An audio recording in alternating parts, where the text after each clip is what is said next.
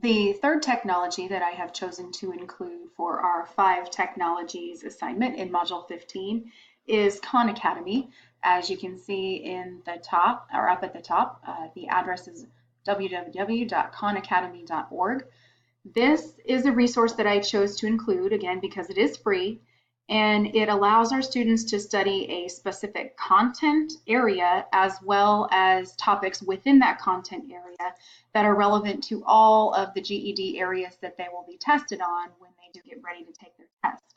It also allows us as instructors in the program to find another tool or to have another tool that will allow us to help reinforce information for our students. Frequently, what I will do as an instructor with the program, and several of us do this, is if we have a student who's missed class, we go through a lot of material in a very short period of time. Our classes are 8-week sessions.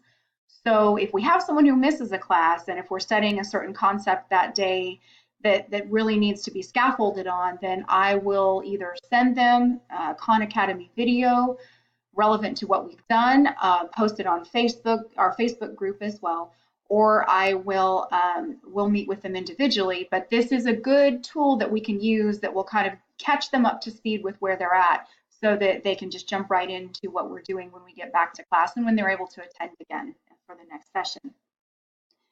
Again, the purpose for this really is to use as a reinforcement tool with whatever we may have worked on in class, or to provide some additional instructional support if we have a student who's really struggling with a specific concept.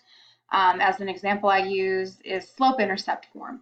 So we may go to Khan Academy and pull up slope-intercept form and see what options we've got there. There are many, as you can see, all the way down from very basic instructional level articles to videos as well. It has options for practice. So they're all very good examples of what we can use. There are some that I prefer that are a little bit better than others, I think. These are nice because you don't necessarily have to log in to view the video or view the article. And so I appreciate that as well, again, because I know a lot of our students just would prefer not to mess with doing that. So this is why I've chosen to use this as another option as well. The 2 ISTE standards that I believe are most relevant to this technology would be the ISTE standard for students 3A. Students plan and employ effective research strategies to locate information and other resources for their intellectual or creative pursuits. We frequently have students who, independent of what we're doing in class, will utilize Khan Academy if there is a concept that they're struggling with. A lot of our students feel like they have really benefited from utilizing Khan Academy, especially some of the videos that provide questions. A lot of those questions are pretty closely tied to those that they will find on the GED test. I also believe this aligns closely with ISTE standard for educators 6B.